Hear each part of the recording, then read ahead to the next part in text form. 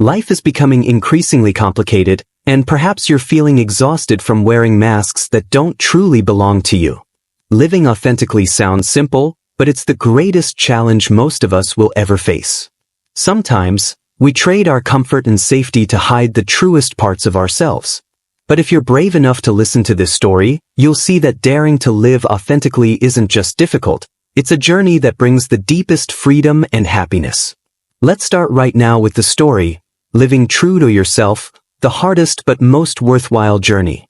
I used to be someone who was really good at meeting other people's expectations. I knew how to make everyone happy. I knew how to act to avoid judgment. I even knew how to seem fine when everything inside me was a tangled mess.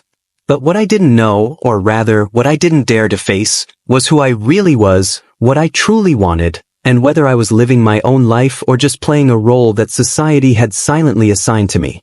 For a long stretch of my life, I was like a shadow of myself.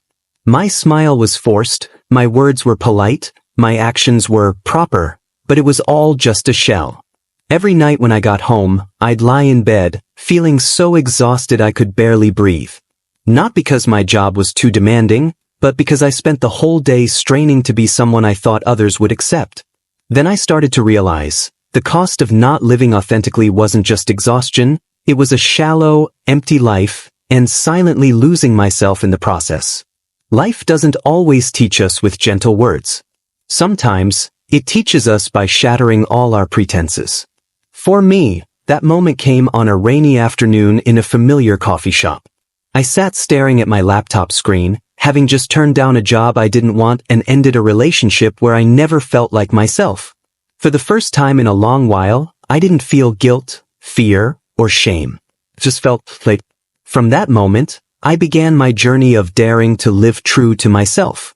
It was a journey that wasn't easy, often unsteady, and filled with moments of loneliness. But I've never regretted it, because for the first time in my life, I was truly living. I'm not the only one who's lived like this. In fact, I believe most of us have, or are currently, living behind some kind of mask. A facade we've built since childhood to be loved, to be accepted, to not be left behind. When I was a kid, I once cried because I couldn't play the game I wanted. My dad said, "Boys don't cry like that." From then on, I learned to swallow my tears, trying to act tough, even though all I wanted was for someone to hug me and say, "It's okay, you can cry." As I got older, I loved photography. I could spend hours wandering around with my camera, capturing the world in ways that made my heart feel lighter. But when I shared this with my mom, she scoffed, "Photography? How will you make a living with that?" That day, I packed away my camera and enrolled in a business program to meet expectations. Bit by bit, I traded away the things that were really me for what I thought was safety. I learned to obey, to give the right answers, to behave just enough to please others, to be liked. But the more I did that, the less I recognized myself. I'd look in the mirror and see someone familiar, yet completely foreign. I remember at a friend's birthday party, amidst the lively chatter and clinking glasses, I sat there, smiling along, but feeling utterly hollow inside. I felt like an actor reciting memorized lines. No one forced me to do it, but I kept performing. Performing because I was afraid of being disliked, afraid of being excluded, afraid that if I were myself, no one would stick around. The truth is, we're taught to be good to others before we're taught to be kind to ourselves. We learn to please others from a young age, and often carry that habit into adulthood without even realizing it. I used to wonder, if I were truly myself, would people still love me? That question haunted me for years. Until I realized, if I kept living to please everyone else, I'd forever be a faint shadow in my own life. I might be loved, but no one would ever truly know who I am. That price was far too high. When you live inauthentically for long enough, you start to see pieces of yourself falling away, but you don't even know where they went. It might be a relationship that crumbles for no clear reason, a job that feels harder to stomach each day, a quiet emptiness inside, even when the outside world is noisy. I've been in that state before. At work, I chose the safe path, as so many people advised. A big company, a steady salary, a professional environment. I did everything my job description asked for. I was even praised as professional, cooperative, pleasant.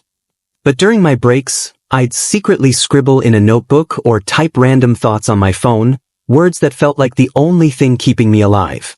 Then one day, my boss called me into his office.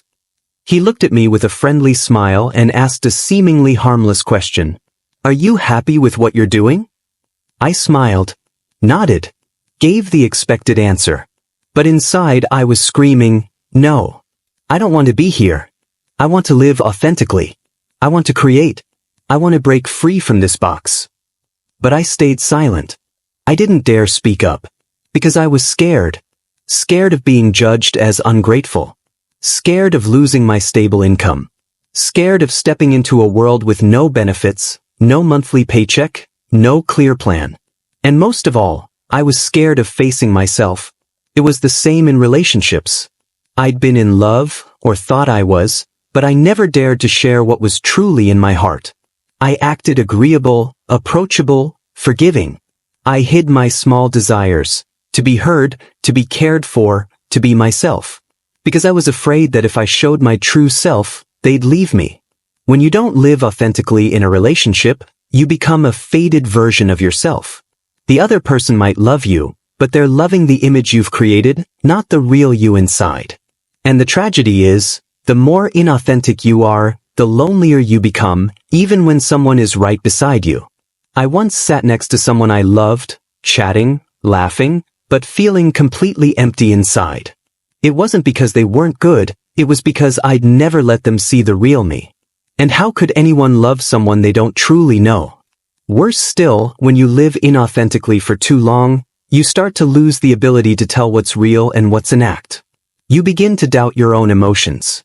You don't know what you like, what you want, what you dislike. You live on autopilot, not by feeling. That's when you start to disappear from your own life. I can't recall the exact day. I just remember it was an unremarkable afternoon. The sky was overcast, neither sunny nor rainy.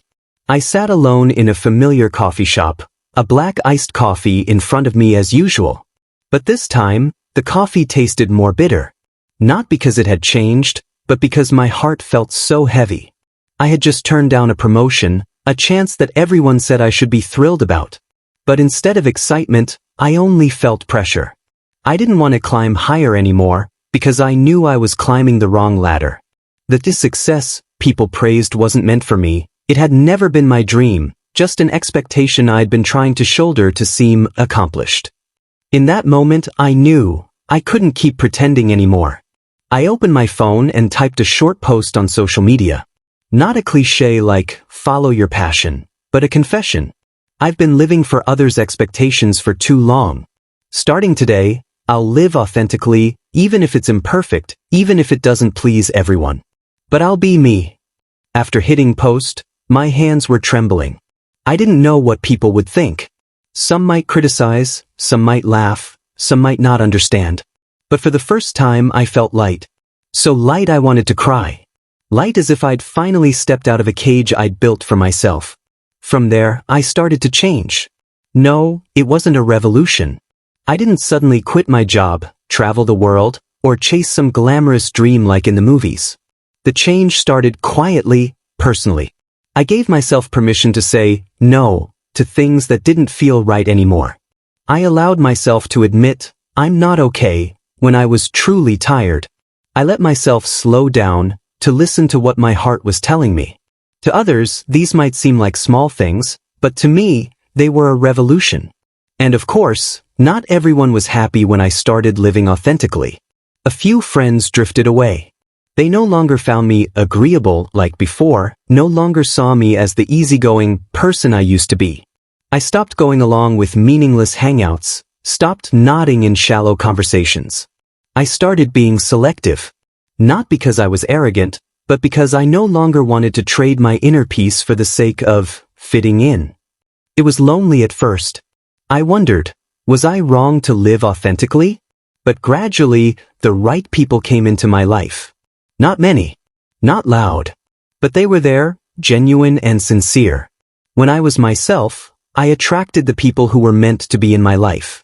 No pretending, No pleasing. Just being me. Living authentically didn't make me cooler or more successful in the conventional sense.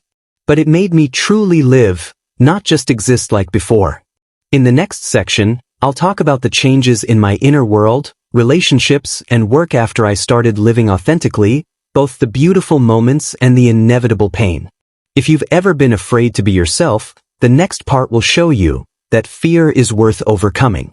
Let's continue with the consequences and the rewards of daring to live true, including changes within myself, in my relationships, and in my work.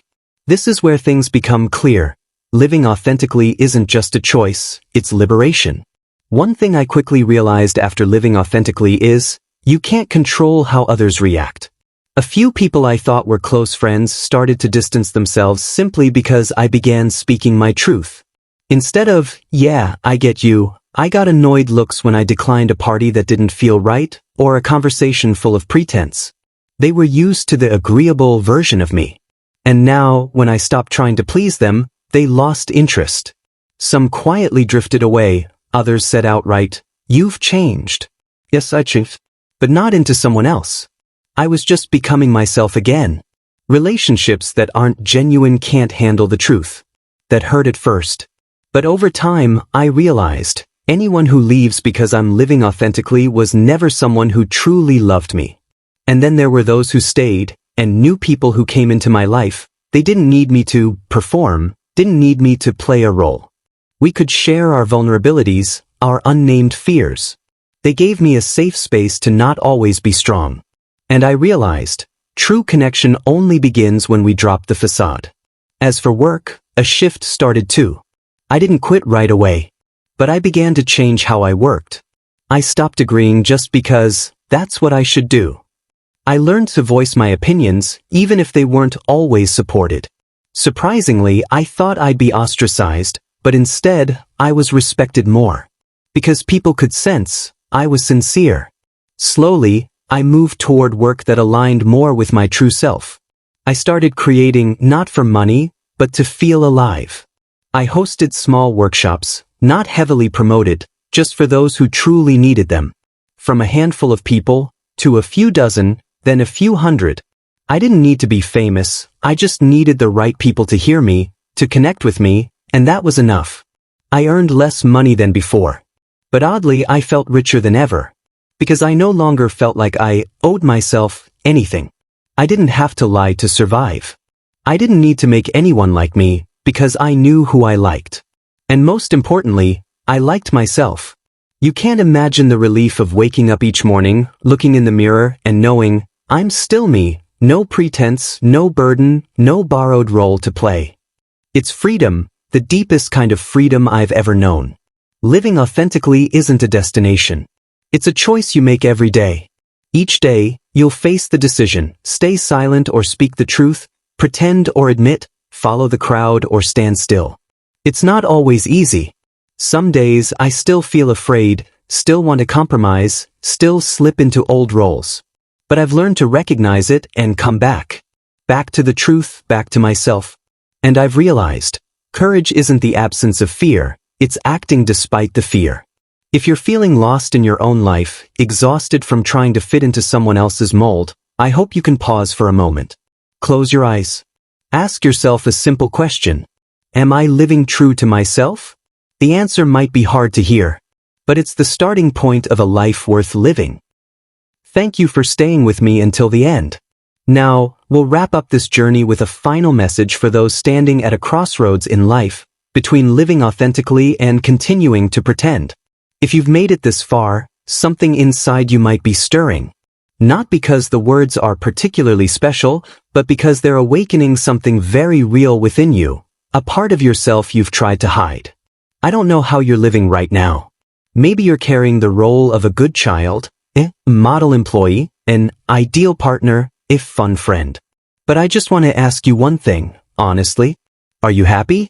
Not the I'm fine, it's okay, or no need to complain kind of happy, but the deep, quiet happiness. The feeling of being yourself, of breathing without permission, of living without needing to explain. If the answer is no, or if you don't even know, then give yourself a hug. Because you're stronger than you think. You've tried so hard to survive in a world that constantly demands you to be different. But surviving isn't enough. You weren't born to be a safe copy of someone else. You're here in this world not to fulfill someone else's script. You were born to be yourself, no copy, no substitute. Maybe you've been laughed at, rejected for being authentic. I know how much that hurts. I've been there too. But I'm here, writing these words, to tell you, that pain isn't meaningless. Because on the other side of courage lies freedom. When you dare to live authentically, you'll lose many things: fake relationships, hollow successes, meaningless nods of approval. But in return, you'll gain the most precious thing, yourself. And once you find yourself again, everything else will fall into place. It won't be easy, but it will be real. It won't be perfect, but it will be profound. Living authentically isn't for the faint-hearted. But if you're tired enough of wearing a mask, maybe it's time to choose the truth, thorny as it may be, but more worth living than anything else. I'm not an inspirational guru. I don't claim to know all about life. I'm just someone like you, someone who's pretended, who's acted, who's been lost. And I'm writing these words not to preach, but to remind you, you're not alone. If you're starting your journey to live authentically, keep going even if it's slow. At first, maybe no one will support you, no one will understand you. But you don't need the whole world to understand. As long as you're no longer lying to yourself, that's enough. Because in the end, we don't live for others' applause, we live so we won't have regrets. Live authentically. It's hard, but it's worth it.